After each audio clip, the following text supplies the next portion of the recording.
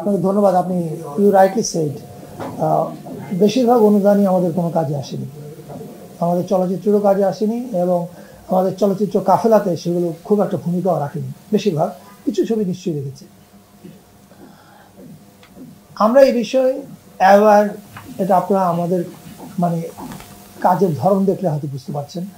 আমরা যে ফিল্ম মেকারদেরকে নির্বাচন করেছি, আপনারা তাদের প্রত্যেকেরই পোর্টফোলিও সম্বন্ধে জানেন, অথবা পোর্টফোলিও দেওয়া হবে হয়তো সাংবাদিকদেরকে। আমাদের প্রথম দেখার বিষয়টা ছিল এই মানুষটা কী ধরনের ছবি বানাতে পারে, এবং তাদের সে মানে 50টা কাজ করেছে কিনা তার চেয়ে গুরুত্বপূর্ণ ছিল সে একটা কাজ করেছে কিনা, যেটা আমি উল্লেখ করতে পারি।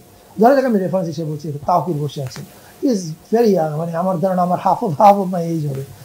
ও শাটিক আপ নামে একটা কাজ করেছিল, and that really rock the nation. আমরা এটা বিবেচনা করে নিয়েছি তাওকির কি 5টা ছবি বানিয়েছে, না বানালে তাওকির কিনবো না। আমরা দেখার চেষ্টা করেছি ওর মধ্যে আগুনটা আছে কিনা। আমরা যে 8 জনকে নির্বাচন করেছি, আমি মনে করি সার্চ কমিটিকে আমি ধন্যবাদ জানাই, এই 8 জনের মধ্যে সে ফায়ারটা আছে। এবং আমি এটাও বিশ্বাস করি এই 8 জনই জানেন তাদের দিকে বাংলাদেশ তাকিয়ে আছে, এবং তারা যে কাজটা করবেন সেই কাজের দিকেও সবাই তাকিয়ে আছেন, এবং তারা এটার ওজন জানেন এবং তারা এটার ওজন রক্ষা করবেন।